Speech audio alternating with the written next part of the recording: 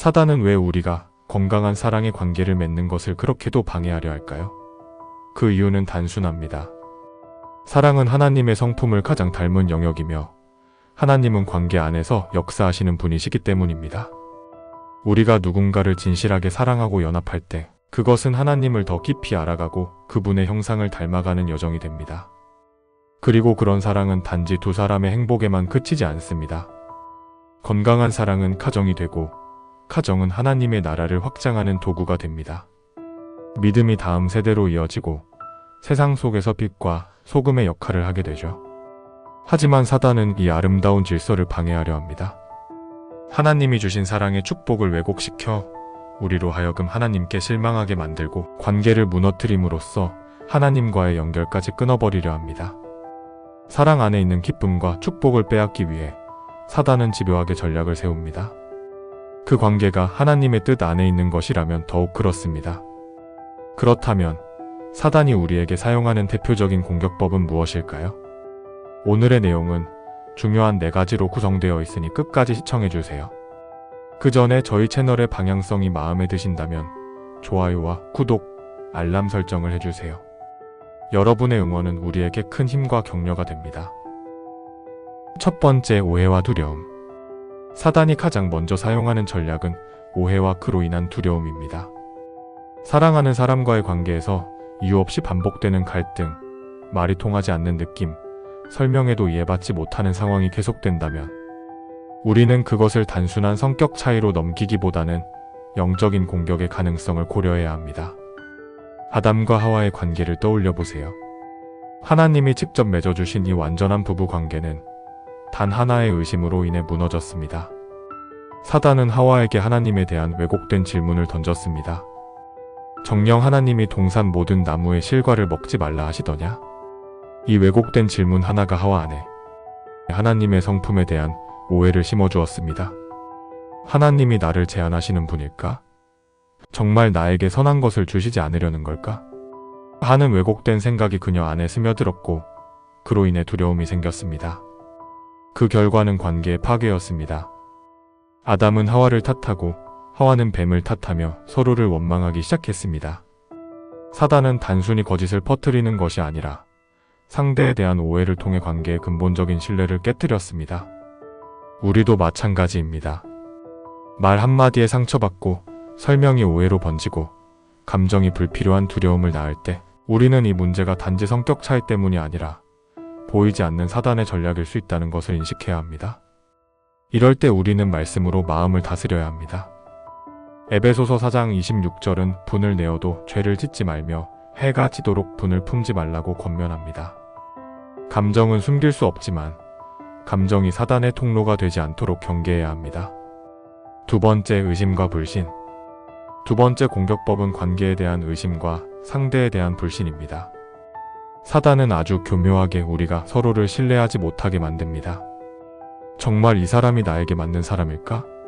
또 이 관계가 하나님이 원하시는 걸까? 라는 질문이 반복되며 사랑이 아닌 불안으로 관계를 바라보게 만듭니다. 창세기 26장을 보면 이삭이 그랄 땅에 이르렀을 때 그는 아내 리브가의 아름다움 때문에 사람들이 자신을 죽이고 그녀를 빼앗을 것을 두려워해 그는 나의 누이입니다 라고 거짓말을 합니다.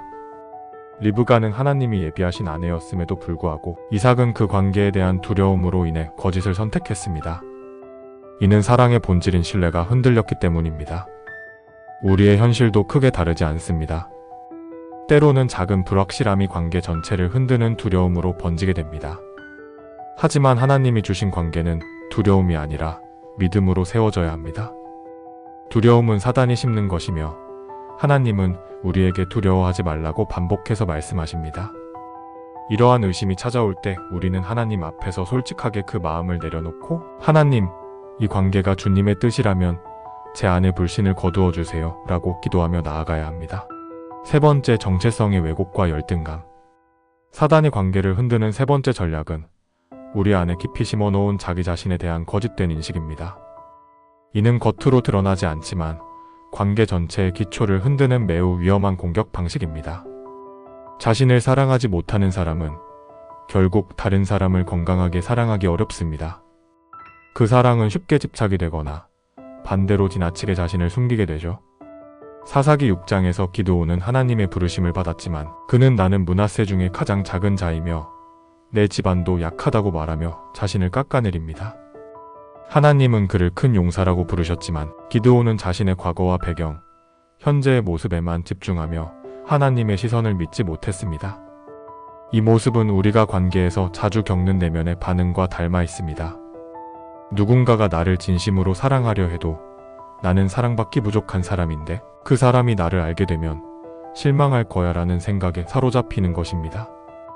결국 사랑받는 것을 두려워하게 되고 친밀감 앞에서 스스로를 철벽처럼 숨기게 됩니다. 심리학적으로도 이는 자기개념과 관련이 깊습니다. 자존감이 낮은 사람은 타인의 애정을 있는 그대로 받아들이기보다는 끊임없이 검증하려 하고 불신하게 되며 그 결과 관계에 과도한 긴장을 만들어냅니다. 이는 파트너에게 심리적 부담이 되고 결국 정서적 거리감을 유발합니다. 열등감은 사랑을 왜곡시킵니다. 말투 하나, 무표정 하나에도 민감하게 반응하며 늘 나는 부족하다는 인식 안에서 관계를 해석하게 됩니다.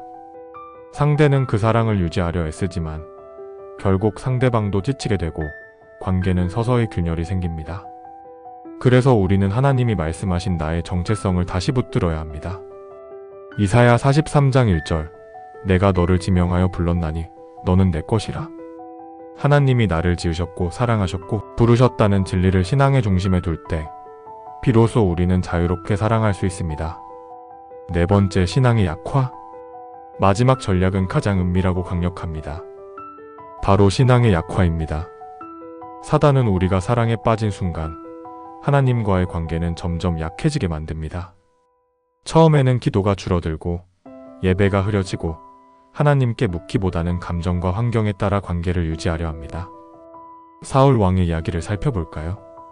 그는 이스라엘의 초대왕으로 하나님께 기름 부음을 받고 시작은 겸손했지만 시간이 지나면서 하나님보다 자신의 생각과 감정에 의존하게 됩니다.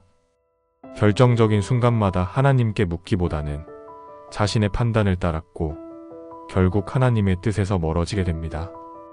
그 결과 그는 다윗을 향한 질투와 두려움으로 점점 영적으로 어두워지게 되었고 급기야 신접한 여인을 찾아가 하나님의 뜻을 묻는 지경에 이르렀습니다. 반면 다윗은 어떤 사람이었습니까?